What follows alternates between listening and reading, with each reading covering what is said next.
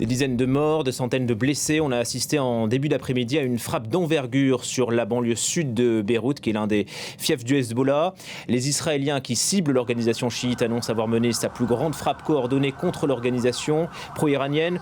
On en parlera dans un instant avec vous, Claire Duhamel, qui est à Jérusalem. Mais d'abord, Serge Berberi, vous êtes en direct de Beyrouth. Le bilan humain est extrêmement lourd. En tout cas, ce bombardement qui est intervenu à la mi-journée, il y a maintenant 2 heures, restera dans les esprits des Libanais. Absolument, et ce qui s'est passé aujourd'hui au Liban, c'est une vague de frappes d'une intensité exceptionnelle. En quelques minutes seulement, l'armée israélienne a mené des raids simultanés à Beyrouth, dans la Beka et dans le sud du pays. Dans la capitale, plusieurs quartiers ont été directement touchés, y compris à l'intérieur même de Beyrouth, en plus de la banlieue sud. Sur le terrain, les conséquences sont immédiates, vous savez, et très visibles dans plusieurs secteurs de Beyrouth. Les rues sont encombrées de débris. Vous savez, des voitures ont été endommagées, des vitres soufflées. La circulation est totalement paralysée par endroits et ça complique énormément l'arrivée des secours. Et c'est d'ailleurs la raison pour laquelle je fais mon duplex depuis chez moi, parce que je n'ai pas pu donc me rendre justement sur mon lieu de duplex habituel. Les routes sont très congestionnées. On voit, vous savez, des ambulances qui tentent de se frayer un passage. Les axes donc sont saturés, comme je vous le disais. Les habitants qui descendent dans les rues, certains fuient, d'autres essayent de chercher leurs proches disparus. Il y a aussi, vous savez, beaucoup de confusion. C'est la panique. Les équipes de secours, elles, tentent d'intervenir dans l'urgence. Souvent, vous savez, avec une vision qui n'est pas très claire du nombre exact de victimes. Face à cette situation, le ministère de la Santé a lancé un appel très clair aux habitants de Beyrouth pour dégager immédiatement les routes. Il parle d'une urgence absolue car vous savez, les embouteillages ralentissent les ambulances et donc la prise en charge des blessés. Et derrière, c'est tout ce système de santé qui est sous pression aujourd'hui. Les hôpitaux qui étaient déjà fragilisés avant la guerre, aujourd'hui ils doivent absorber un nouvel afflux de blessés, parfois en grand nombre et dans des délais très courts. Le bilan en tout cas reste pour l'instant incertain. Il pourrait être très lourd car vous savez, certaines frappes ont touché des zones densément peuplées de Beyrouth et très vite, justement après ces frappes, les réactions politiques ont suivi. Le Premier ministre Salam a vivement dénoncé ces frappes. Il évoque des attaques qui ont visé des quartiers résidentiels, des attaques qui ont fait des victimes civiles. Salam accuse Israël d'ignorer les efforts diplomatiques en cours pour parvenir à un cessez-le-feu. Et Salam a lancé un appel aux pays amis du Liban pour intervenir et mettre fin donc à ces attaques. Donc on voit bien aujourd'hui un Liban pris entre deux réalités, une urgence sur le terrain avec donc des secours débordés et en parallèle une pression diplomatique qui s'intensifie, mais vous savez qui pour l'instant ne suffit pas à faire baisser la tension, à faire taire les armes. Donc au Liban, on ne parle pas de cessez-le-feu, au contraire, c'est une escalade qui s'installe. Et alors où je vous parle, des drones survolent actuellement la banlieue sud de Beyrouth.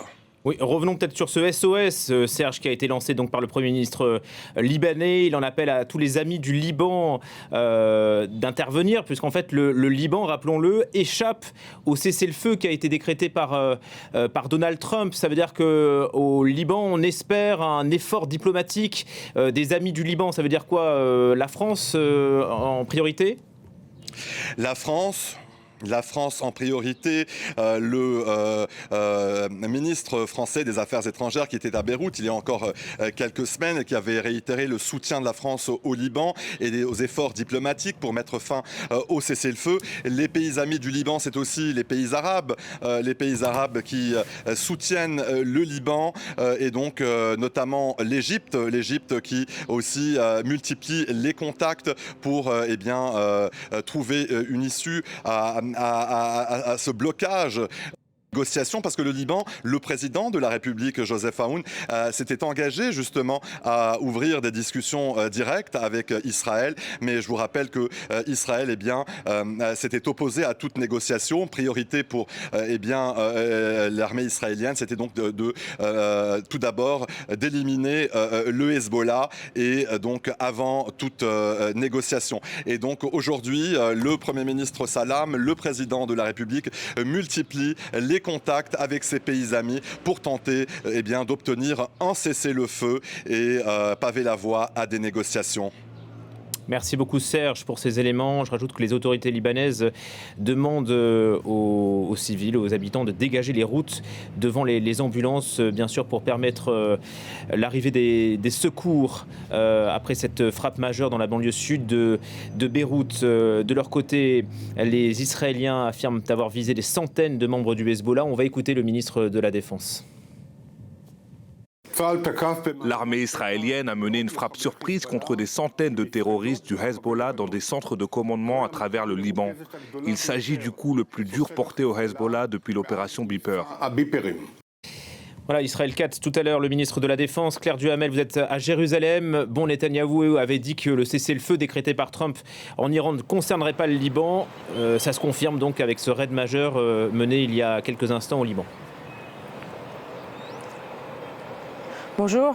Oui, puisque tel que l'a décrit Serge, on a assisté à des frappes sans précédent, inédits depuis le début du conflit entre le Hezbollah et Israël. Alors l'armée israélienne a communiqué sur ces frappes, a dit que ces bombardements simultanés avaient été planifiés depuis des semaines. L'armée dit que la plupart des cibles sont au cœur de zones civiles, notamment dans la capitale Beyrouth. L'armée accuse le Hezbollah d'établir ses positions dans des zones civiles. C'est la même rhétorique que ce qui est utilisé, ce qui a été dit à Gaza lorsque des centaines de Palestiniens étaient tués, lorsque Israël ciblait le Hamas dans les pires heures de la guerre. On a bien assisté aujourd'hui à des frappes sans avertissement, ce qui n'est pas courant, c'est le moins qu'on puisse dire, lorsque Israël frappe des zones densément peuplées et le chaos et la terreur qui règnent à Beyrouth ont été très bien décrits depuis Beyrouth. Alors ici en Israël, il y a néanmoins quelques réactions et vous l'avez entendu notamment dans les mots d'Israël Katz. Et il faut dire que les Israéliens considèrent que ce cessez-le-feu voulu par Donald Trump, il leur a été imposé. Et dès ce matin, le cabinet du Premier ministre disait que le Liban ne serait pas inclus dans cet accord de cessez-le-feu. Ça fait en fait des semaines que les Israéliens tentent de décorréler les deux guerres, celle qui se joue en Iran et celle qui dévaste le Liban. On a bien vu aujourd'hui que les Israéliens entendent continuer à frapper le Hezbollah et le bilan pour l'instant au Liban reste incertain, mais le Hezbollah pourrait frapper Israël en rétaliation. Il y a eu des sirènes qui ont sonné dans le nord d'Israël il y a quelques dizaines de minutes. Il s'agissait d'un drone qui a été intercepté par les autorités israéliennes, mais l'Iran et le Hezbollah avertissent qu'il pourrait y avoir des conséquences contre l'État hébreu. Merci beaucoup Claire Duhamel en direct de Jérusalem. Alors que nous viennent donc ces images de gravats, de fumée et certainement de dizaines de morts, peut-être plus. Bruno Darou, on est là dans une escalade. Quel symbole quelques heures après le cessez-le-feu décrété par Trump en Iran? Oui, et surtout ça fait ressurgir, si vous voulez, deux problèmes de fond qui ne sont pas réglé. D'abord la relation entre les États-Unis et Israël d'une part, et ensuite la relation entre l'Iran et le Hezbollah d'autre part. La relation entre les États-Unis et Israël, on se souvient que lors de la guerre des 12 jours en juin, à un moment donné, Donald Trump avait dit c'est terminé. Déjà, il y avait beaucoup de frustration chez les Israéliens, mais il s'était exécuté. Et là, c'est un peu la même chose, c'est-à-dire que là, Donald Trump réussit difficilement à mettre au point, ou à tenter de mettre au point, parce que on verra bien comment ça se passe, un cessez-le-feu. Et là aussi, il y a à la fois une grande frustration côté israélien, à la fois sur l'Iran et encore plus sur le Liban. Et donc, cette décision, finalement, qui, pour l'instant, je pense ne pas me tromper, est unilatérale. C'est-à-dire qu'on n'a pas entendu les Américains dire quoi que ce soit sur le Liban.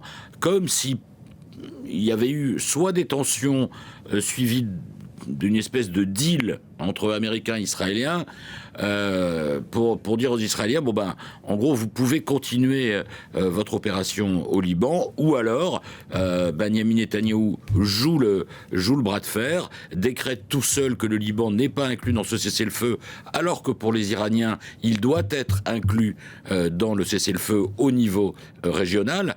Donc ça risque de compliquer la tâche des négociateurs américains face aux Iraniens à partir de vendredi. Alors, cette opération, les Israéliens disent qu'elle avait été planifiée depuis très longtemps contre le Hezbollah.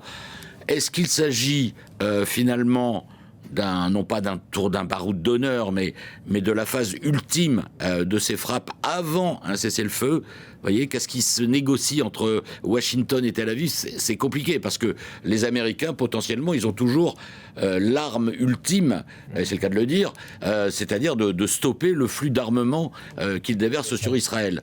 Et c'est ça leur seul moyen de pression réellement efficace. Donc, est-ce que Donald Trump laisse encore Israël s'occuper, entre guillemets, du Liban?